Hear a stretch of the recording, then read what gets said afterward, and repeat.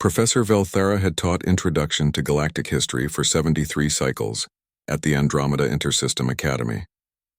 In that time, she had instructed thousands of students from hundreds of species, Xanthari with their crystalline exoskeletons, Morphean shapeshifters, even the rare voidwalkers who existed partially out of phase with normal spacetime.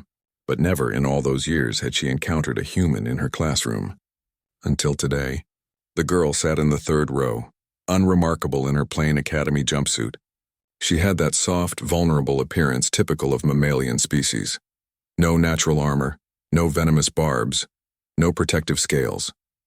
Her brown hair was pulled back in a simple ponytail, and she tapped a stylus against her datapad with what seemed like nervous energy. To the casual observer, she could have been any young Tyrellian or Movenite student, perhaps a bit pale but nothing particularly noteworthy. Professor Velthara began her standard first-day routine. Welcome to Introduction to Galactic History. I am Professor Velthara of the Xanthari Collective. Before we begin, I must take attendance.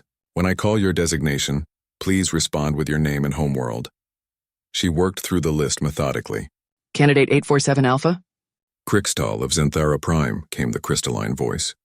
Candidate 847 Beta? Sylvan from the Morphean Drift, answered a student whose features subtly shifted. The professor continued down the roster until she reached an entry that made her mandibles pause. The designation was flagged with 17 security clearances and a diplomatic immunity code she had only seen twice in her entire career. Once for the offspring of the Galactic Council's supreme arbiter, and once for a prince of the Voidwalker dynasty. Candidate 847 Tau?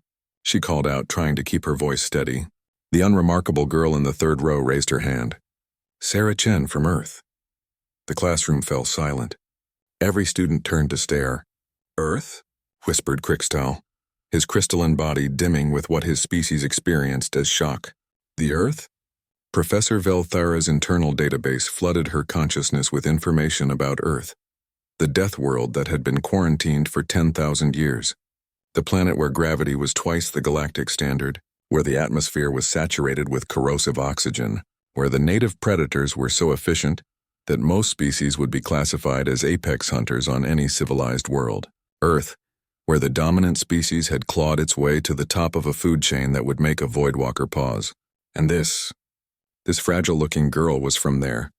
I apologize, Professor Velthara said, her voice careful and measured. I was not informed that we would have a human student this cycle. Sarah smiled, and there was something in that expression, something that didn't quite reach her eyes, that made every predator species student in the room unconsciously shift backward. The quarantine was lifted last year. I'm part of the first cultural exchange program. I see. The professor's mandibles clicked nervously. Well, welcome to the academy, Miss Chen. As the class progressed, Professor Velthara noticed the other students giving Sarah a wide berth. During the break, she overheard the whispers. Did you see her teeth? They're designed for tearing meat. I heard humans can run for days without stopping. They literally chase their prey until it dies of exhaustion. My cousin said they're the only species crazy enough to have domesticated apex predators just to keep them as companions for emotional support. Sarah, for her part, seemed oblivious to the attention. She took notes diligently, asked intelligent questions, and showed genuine interest in the material. But when Professor Velthara discussed the War of the Burning Suns, a conflict that had devastated 3 star systems, Sarah's hand shot up. Yes, Miss Chen?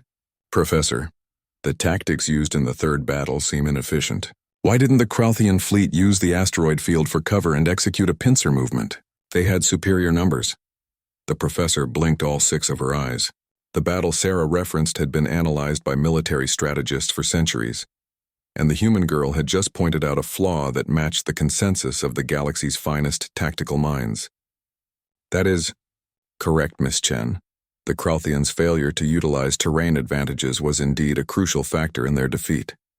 Later, during the discussion of humanity's first contact with galactic civilization, things became more interesting. The records indicate that first contact occurred 30 years ago, Professor Velthara explained, when a human exploration vessel, the HMS Indomitable, encountered a Xenox trading station on the edge of the Orion Arm. Sarah's hand went up again. Professor, I should clarify. My great-grandmother was the captain of that vessel. The room went silent again. Your great-grandmother? The professor repeated. Captain Elizabeth Chen. She's retired now, but she still consults with the diplomatic corps. Sarah spoke casually, as if having a legendary figure as a grandmother was perfectly normal. She always said the Xenox traders were terrified because our ship's drive signature registered as a potential weapon. Humans didn't know we were supposed to use quantum fold drives. We were still using fusion torches that apparently looked like warship engines to everyone else. Krixtal, who had been silent until now, spoke up. You mean humans didn't arrive in our galaxy with military technology? You just accidentally built warships as your exploration vessels? Sarah shrugged. We built them to survive Earth's radiation belts and solar storms. We didn't know other species' ships were less robust. Professor Velthara's mandibles clicked rapidly, a sign of deep contemplation. She had read the reports, of course. Human ships were built to withstand conditions that would shred most galactic vessels. Their exploration craft carried enough armament to classify as light cruisers, and their environmental suits could function in temperatures and pressures that would kill most species instantly. But sitting here looking at this small, soft-looking girl with her nervous stylus tapping and her polite smile, it was hard to reconcile the reality with the reputation. Until you looked closer, until you saw the way she sat, relaxed but balanced, ready to move in any direction at a moment's notice. The way her eyes constantly scanned the room, tracking every movement. The way her breathing remained steady and controlled even when every other student showed signs of stress during the lecture about the plague wars. This girl, Professor Velthara realized, was the product of a world where everything, the gravity, the weather, the predators, the diseases, was actively trying to kill you from the moment you were born. Where survival wasn't just a matter of being strong but being adaptable, relentless, and too stubborn to know when to quit. Miss Chen, the professor said as the class ended, I hope you'll feel welcome here at the academy. Sarah's smile was genuine this time. Thank you, Professor. I'm just another student trying to learn. But as the professor watched the other students give the human girl a respectful and notably wide path to the exit, she thought about the old Earth saying she had recently learned. Still waters run deep. Just another girl in class indeed.